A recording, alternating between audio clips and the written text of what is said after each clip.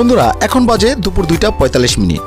এত ঘোরাঘুরির পর ক্ষুধা তো লাগবেই, তাই সামার প্যালেস ভিজিট শেষ করে আমরা এখন রওনা দিলাম বেইজিং এর ফেমাস ইন্ডিয়ান বাংলা রেস্টুরেন্টের দিকে। ফাইনালি চলে এলাম বেইজিং এর পরিচিত নাম গঙ্গেশ রেস্টুরেন্টে। আমাদের গাইড কাম ড্রাইভার সহ পুরো পরিবার একসাথে দুপুরের খাবার খাবো এখানেই।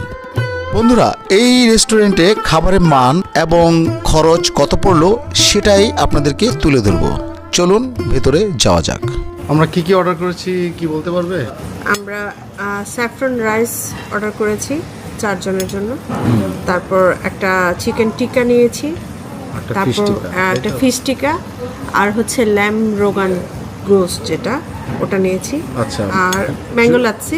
বাবুচি কি ইন্ডিয়ান? বাবুচিটা ইন্ডিয়ান। শেফ মানে মাত্র শেফটা দেখলাম যে ইন্ডিয়ান বের হলো, এই কারণে একটু শান্তি লাগলো। তো অবশ্যই হালাল হবে, বাকিটা আসুক খাবার দেখা যাক। এখানে বলে রাখা ভালো যে বেইজিং শহরে আপনি বাংলা খাবার খুঁজে পাওয়াটা খুবই দুষ্কর। এখানে আমরা অনেক সার্চ দিয়েছি, কোনো বাংলা খাবার কোনো রেস্টুরেন্ট খুঁজে পাইনি। খুঁজতে খুঁজতে আমরা পেলাম গঙ্গেশ রেস্টুরেন্ট। এটা ইন্ডিয়ান একটা রেস্টুরেন্ট। তো এখানে আমরা কি কি অর্ডার দিলাম, কি খেলাম এবং কত টাকা খরচ করলো, এখানকার খাবারের মান কেমন, এই ব্যাপারে আপনাদেরকে অবশ্যই জানাবো। বেইজিংয়ের একদম মিডলে এই রেস্টুরেন্টটা।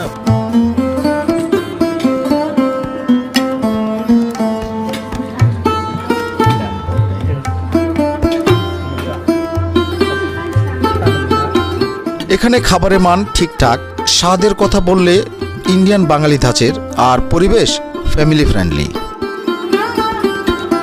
মাটনটা কেমন হয়েছে? ভালো না? প্রখর হয়েছে? যেটা ভেবেছিলাম সেটাই, খাবারের মান যথেষ্ট ভালো।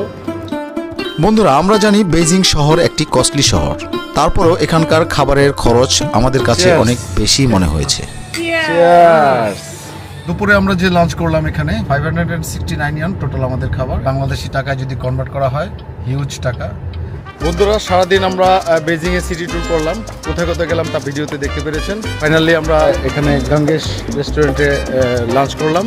এখন ব্যাক টু দ্য প্যাভিলিয়ন, মানে আমাদের হোটেলে, কারণ আর্লি চলে যেতে হবে, ব্যাগ গোছাতে হবে, অনেক কাজ আছে। আগামীকালকে আবার আমাদের বুলেট ট্রেন করে গুয়াংজু যাব। তো আশা করি কালকে ভিডিওটি আরও মজা হবে, আরও ভালো লাগবে। ওয়ার্ল্ড ফাস্টেস্ট ট্রেনে আমরা যাচ্ছি গুয়াংজুতে।